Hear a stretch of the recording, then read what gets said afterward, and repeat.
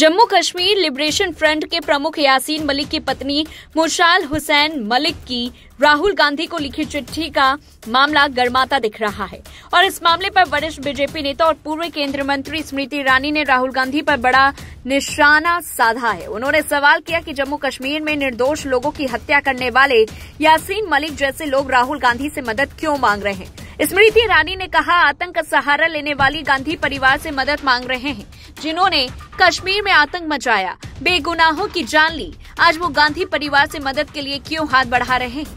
आज इस कमरे में बैठे किसी भी व्यक्ति से कोई आतंकी सहारा मांग सकता है, तो आखिर ऐसा क्या है कि आतंक का सहारा और साथ देने वाले आज गांधी परिवार का सहारा लेना चाहते हैं। दरअसल यासीन मलिक की पत्नी मुशाल हुसैन ने लोकसभा में विपक्ष के नेता राहुल गांधी से जेल में बंद अपने पति का मुद्दा संसद में उठाने की गुजारिश की। मुशाल ने दावा किया कि उनका पति जम्मू कश्मीर में शांति कायम करने में अहम भूमिका निभा सकता है। मुशाल ने राहुल गांधी को लिखे पत्र में 3 दशक पुराने राजद्रोह मामले में मलिक के खिलाफ जारी मुकदमे की ओर राहुल गांधी का ध्यान दिलाया। इस पूरे मामले में एनआईए ने उसे मौत की सजा देने की मांग की। इस पत्र पर बीजेपी नेता मुख्तार अब्बास नकवी ने कहा कि यह पत्र उसी को लिखा जाता है जो किसी के हितैषी हो। नकवी का मानना है कि इस पत्र में यह स्पष्ट होता है कि कांग्रेस अलगाववादी नेताओं के समर्थन में रही है। उन्होंने यासीन मलिक की पत्नी के इस कदम को कांग्रेस के सुर में सुर मिलाना बताया और इसे देश के संविधान और सुरक्षा के खिलाफ बताया। मुशाल हुसैन मलिक ने पत्र में आरोप लगाया है कि यासीन मलिक के खिलाफ मनगढ़ंत आरोप लगाए गए। साल 2017 में राष्ट्रीय जांच एजेंसी ने यासीन मलिक और अन्य आरोपियों के खिलाफ आतंकी फंडिंग मामले में चार्जशीट दायर की थी, जिसमें फांसी की मांग की गई थी। इसके बाद 2022 में अदालत ने मलिक को उम्र कैद की सजा सुनाई। इस पूरे मामले को लेकर मुशाल हुसैन का आरोप है कि बीजेपी और एनआईए ने उनके पति को जानबूझकर प्रताड़ित किया। पत्र में मुशाल हुसैन ने यह भी लिखा है कि यासीन मलिक वर्तमान में अनिश्चितकालीन भूख हड़ताल पर हैं। उन्होंने यह हड़ताल 2 नवंबर को शुरू की थी और उनके स्वास्थ्य पर गंभीर प्रभाव पड़ रहा है। मुशाल हुसैन ने कहा कि यासीन वह व्यक्ति है जिन्होंने हिंसा का रास्ता छोड़कर अहिंसा की राह अपनाई थी और अब उनकी जिंदगी खतरे में है। मुशाल हुसैन मलिक जो मानवाधिकार और महिला सशक्तिकरण के मुद्दों पर सक्रिय रही हैं, पाकिस्तान के पूर्व प्रधानमंत्री की सलाहकार भी रह चुकी हैं। इस पत्र के माध्यम से उन्होंने यासीन मलिक की रिहाई की मांग की है और उनका मानना है कि उनकी रिहाई के बाद वे शांति की दिशा में काम कर सकते हैं। वहीं इस पूरे मामले पर जम्मू कश्मीर कांग्रेस के वरिष्ठ उपाध्यक्ष रविंद्र शर्मा ने कहा कि यासीन मलिक की पत्नी ने अपनी हैसियत से राहुल गांधी को पत्र लिखा है और कांग्रेस का इससे कोई लेना देना नहीं। उन्होंने कहा कि राहुल गांधी मानवता में विश्वास रखते हैं, लेकिन इसका मतलब यह नहीं है कि कांग्रेस का आतंकवाद या अलगाववाद के प्रति कोई नरम रवैया हो। बता दें कि कश्मीरी अलगाववादी नेता Yasin Malik terror funding case में एनआईए की ओर से उसके खिलाफ दायर याचिका पर दिल्ली हाईकोर्ट में खुद ही बहस कर रहे हैं। एनआईए ने 2017 के इस पूरे मामले में मलिक सहित कई लोगों के खिलाफ आरोप पत्र पेश किया था। वर्ष 2022 में एक निचली अदालत ने मलिक को उम्र कैद की सजा सुनाई थी। इस पूरी रिपोर्ट को लेकर के आपकी क्या कुछ राय, कमेंट बॉक्स में बताएं। देश के मुख्य न्यायाधीश डीवाई चंद्रचूड़ सेवानिवृत्त हो गए हैं। अपने कार्यकाल के आखिरी दिन उन्होंने कांग्रेस के एक कांड से पर्दा भी उठा दिया।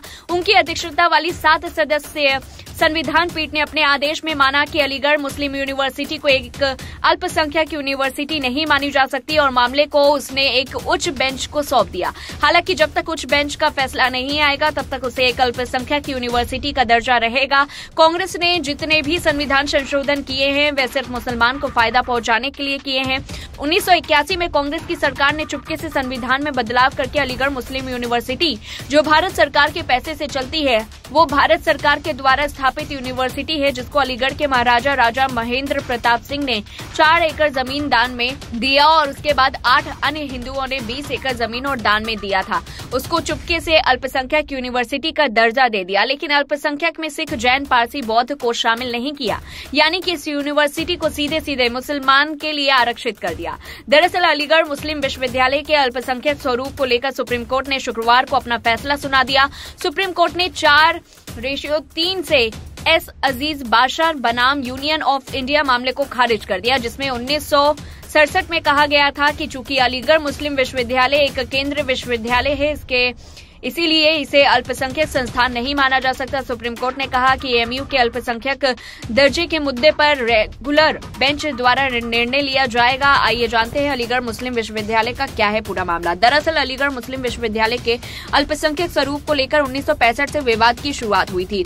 तत्कालीन केंद्र सरकार ने एएमयू एक्ट में संशोधन को स्वायत्तता को खत्म कर दिया था, जिसे अजीज बाशा ने 1968 में सुप्रीम कोर्ट में चुनौती दी।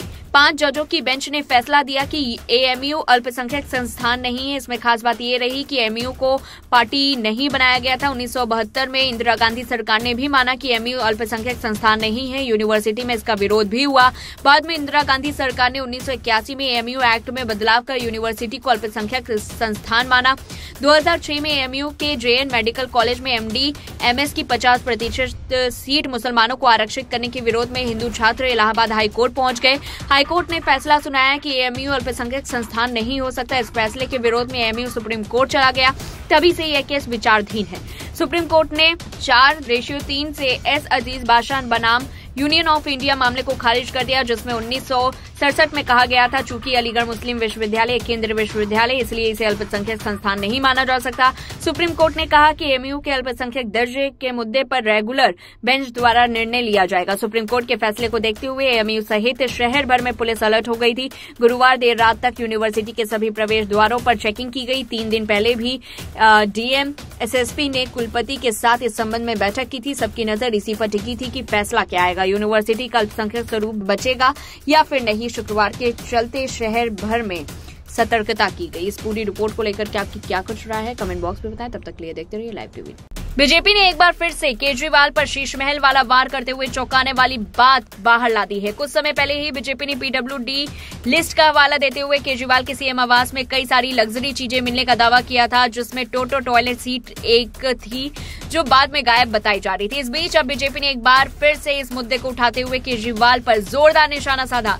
बीजेपी प्रवक्ता गौरव भाटिया ने प्रेस कॉन्फ्रेंस कर कहा, जो केजरीवाल यह कहते हुए नहीं थकते कि उन्हें बड़ा बंगला नहीं चाहिए। वह 21,000 स्क्वायर फीट के बंगले में रहते थे और अंदर ना तो किसी पत्रकार को जाने की इजाजत थी और ना ही आम जनता को। उन्होंने कहा कि इस बंगले में ऐसे ऐसे राज छिपे थे कि अरविंद केजरीवाल कभी नहीं चाहते थे कि ये राज बाहर आए।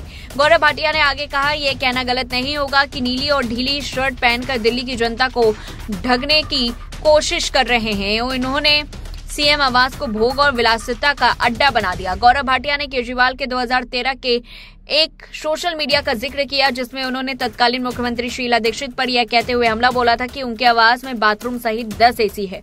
भाटिया ने कहा कि केजरीवाल ने तब उन पर भ्रष्टाचार का आरोप लगाया था और सवाल उठाया था कि जब दिल्ली की 40% से अधिक आबादी झुग्गियों में रहती है तो कोई मुख्यमंत्री इतने आराम से कैसे रह सकता है। केजरीवाल के मुख्यमंत्री पद छोड़ने और अपने आधिकारिक आवास से निकलने के बाद आधिकारिक दस्तावेजों का हवाला देते हुए भाजपा नेता ने कहा कि 21,000 वर्ग फीट निर्मित क्षेत्र में फैले बंगले में 50 एसी के अलावा 250 टन का एयर कंडीशनिंग प्लांट था और इसमें 12 करोड़ रुपए की टॉयलेट सीट और 28.51 लाख का टीवी था।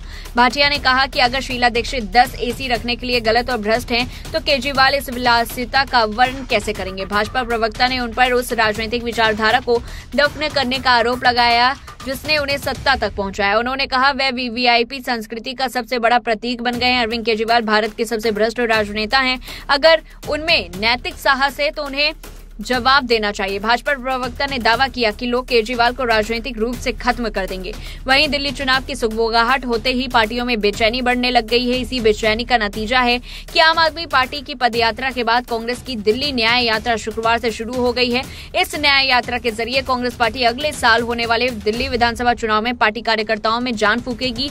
दिल्ली न्याय यात्रा कांग्रेस नेता राहुल गांधी के भारत जोड़ो यात्रा से प्रेरित है। इस यात्रा का मकसद दिल्ली में आम आदमी पार्टी के 10 सालों के भ्रष्टाचार सहित कई नीतियों का विरोध करना और जनता को इससे सावधान करना। ऐसे में सवाल उठाता है कि क्या लोकसभा की तरह कांग्रेस और आम आदमी पार्टी विधानसभा का चुनाव साथ साथ नहीं लड़ेगी। कुल मिलाकर दिल्ली में बीजेपी के बाद अब कांग्रेस पार्टी ने भी केजरीवाल सरकार के खिलाफ मोर्चा खोल दिया है, क्योंकि अरविंद केजरीवाल उसी वोट बैंक के बल पर दिल्ली के सीएम बने थे जिसके बूते शीला दीक्षित ने दिल्ली में 15 साल तक राज किया। हालांकि पिछला लोकसभा चुनाव कांग्रेस और आम आदमी पार्टी दोनों मिलकर लड़ी थी, लेकिन हरियाणा चुनाव में कांग्रेस की हार के बाद अरविंद केजरीवाल लगभग फैसला कर चुके हैं कि दिल्ली में अकेले चुनाव लड़ेंगे। जाते जाते न्यायाधीश डीवाई चंद्रचूड़ ने कांग्रेस को ऐसा दर्द दे दिया कि जयराम रमेश रोने लगे।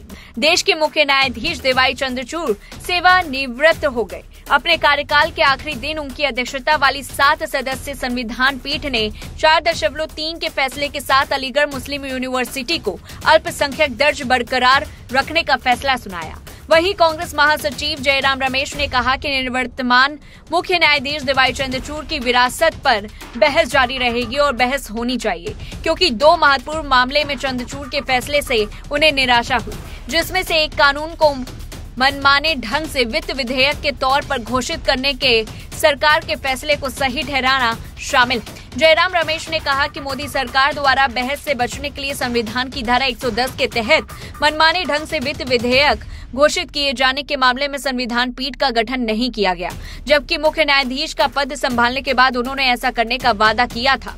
दूसरा मामला आरटीआई में मोदी सरकार के संशोधनों के खिलाफ याचिका पिछले 4 साल से लंबित है। इस बारे में चंद्रचूड़ की ओर से ठोस कदम नहीं उठाया गया। गौरतलब है कि डीवाई चंद्रचूड़ ने 8 नवंबर 2022 को मुख्य न्यायाधीश का पद संभाला था। अब देश के 51वें मुख्य न्यायाधीश संजीव खन्ना होंगे और उनका कार्यकाल 6 महीने का होगा।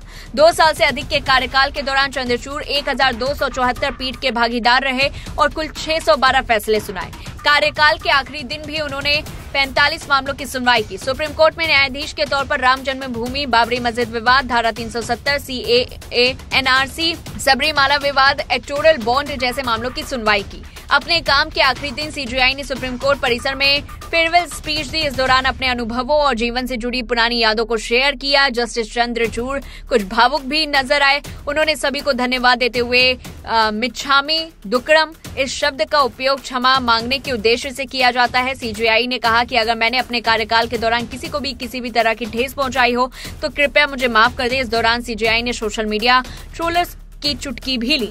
सीजेआई डीवाई चंद्रचूड़ ने कहा कि मुझे आशा है आप जानते होंगे कि मुझे कितनी ट्रोलिंग मिली है। मैं शायद पूरे सिस्टम में सबसे ज्यादा ट्रोल किया जाने वाला जज हूँ। इस पर मैं केवल एक शायरी कहूंगा, मुखालफत से मेरी शख्सियत संवरती है, मैं दुश्मनों का बड़ा एहतराम करता हूँ। सीजेआई ने ट्रोलर्स पर तंज कसते हुए कहा कि मैं सोच रहा हूं सोमवार को क्या होगा, क्योंकि मुझे ट्रोल करने वाले सभी लोग बेरोजगार हो जाएंगे। सीजेआई के इस बात पर वहां मौजूद सभी लोग जोर से हंस भी पड़ते हैं। अपने विदाई समारोह को संबोधित करते हुए मुख्य न्यायाधीश चंद्रचूड़ बोले, इतने बड़े सम्मान के लिए बहुत बहुत धन्यवाद। मैं इस कार्यक्रम के आयोजन के लिए सुप्रीम कोर्ट को, बार बार एसोसिएशन को तहे दिल से धन्यवाद देना चाहता हूँ। सीजेआई बोले, मैं आपको बस यह बताना चाहता हूँ कि हमने जो कुछ बदलाव किए हैं वे मेरे दृढ़ विश्वास के अनुरूप हैं कि सूरज की रोशनी सबसे अच्छा कीटाणु नाशक, और मुझे पता है कि कई तरीके से मैं अपने निजी जीवन को सार्वजनिक रूप से सबके सामने लाया हूं। और जब आप अपने व्यक्तिगत जीवन को सार्वजनिक तौर पर उजागर करते हैं, आप खुद को आलोचना के लिए उजागर करते हैं, खासकर आज के सोशल के युग में। लेकिन मेरे कंधे उन सभी आलोचनाओं को स्वीकार करने के लिए पर्याप्त है जिनका हमने सामना किया। इस पूरी रिपोर्ट को लेकर के आपकी क्या कुछ राय कमेंट बॉक्स में बताएं। तब तक के लिए देखते रहिए लाइव टीवी। डीवाई चंद्रचूड़ शुक्रवार को चीफ जस्टिस के पद से रिटायर हो गए हैं। उनकी जगह अब 51वें सीजेआई के तौर पर सोमवार को संजीव खन्ना शपथ लेंगे। संजीव खन्ना के बारे में एक बात सामने आई है। संजीव खन्ना को सीजेआई बनने के बाद अपनी एक पसंद का त्याग करना होगा। संजीव खन्ना को रोज सुबह सैर करने की आदत है, लेकिन इस आदत से उनको हमेशा के लिए तौबा करना होगा। संजीव खन्ना सुबह के समय अकेले ही सैर करने निकलते रहे हैं। वे कई साल से ऐसा करते रहे हैं। जस्टिस खन्ना फिलहाल लोधी गार्डन इलाके में रहते हैं। सुबह के समय कई किलोमीटर तक अकेले सैर करते थे, लेकिन उनकी नियुक्ति की अधिसूचना के बाद अकेले सैर नहीं करने की सलाह दी गई थी। उन्हें एक सुरक्षा कर्मी को साथ रखने की हिदायत दी गई थी, लेकिन अब उन्होंने अपनी सैर करने की आदत को ही छोड़ने की बात कही है। पिछले महीने के आखिर में अगले मुख्य न्यायाधीश के तौर पर उनकी नियुक्ति का नोटिफिकेशन जारी होने के बाद में उनको सुरक्षा कर्मियों के साथ सुबह के सैर पर जाने की सलाह दी गई है। जस्टिस खन्ना ने ऐसा करने से साफ तौर पर इनकार कर दिया और कहा कि उन्हें इस तरह की आदत नहीं है, वह अकेले ही घूमना पसंद करते हैं। उन्होंने सुरक्षा प्रोटोकॉल को देखते हुए सुबह की सैर को पूरी तरह से छोड़ने का फैसला किया। 8 नवंबर को सुप्रीम कोर्ट में मुख्य न्यायाधीश डीवाई चंद्रचूड़ का लास्ट डे था। सीजेआई चंद्रचूड़ की विदाई के लिए अनुष्ठानिक बेंच बैठी। वहीं शाम को विदाई समारोह रखा गया। इसमें जस्टिस संजीव खन्ना भावुक हो गए और सीजेआई चंद्रचूड़ की तारीफ भी की। उन्होंने कहा, जब न्याय के जंगल में एक विशाल पेड़ पीछे हटता है तो पक्षी अपने गीत बंद कर देते हैं और हवा अलग तरह से चलती है, लेकिन जंगल फिर कभी वैसा नहीं होता जैसा पहले था। उन्होंने कहा, सोमवार से हम इस बदलाव को गहराई से महसूस करेंगे। इस न्यायालय के बलुआ पत्थर के स्तंभों में एक खालीपन गूंजेगा। बार और बेंच के सदस्यों के दिलों में एक शांत गूंज होगी। जस्टिस संजीव खन्ना कौन है? जस्टिस संजीव खन्ना का जन्म 14 मई 1960 को दिल्ली हाई कोर्ट के पूर्व जज देवराज खन्ना के घर हुआ था। उन्होंने अपनी स्कूली शिक्षा दिल्ली के मॉडर्न स्कूल 12 खंबा रोड से पूरी की। उन्होंने 1980 में दिल्ली विश्वविद्यालय से ग्रेजुएशन की डिग्री हासिल की और बाद में डीयू के कैंपस लॉ सेंटर से कानून की पढ़ाई की। जस्टिस संजीव खन्ना ने 1983 में दिल्ली बार काउंसिल में वकील के तौर पर नॉमिनेशन कराया। उन्होंने दिल्ली के 30 हजारी और बाद में दिल्ली हाई कोर्ट में प्रैक्टिस शुरू की। जस्टिस खन्ना कथित तौर पर उन कुछ जजों में से हैं जो किसी भी हाई कोर्ट के चीफ जस्टिस बनने से पहले ही सुप्रीम कोर्ट में पदोन्नत हो गए थे। फिलहाल इस खबर में इतना ही। बाकी अपडेट के लिए बने रहिए लाइव टीवी न्यूज के साथ।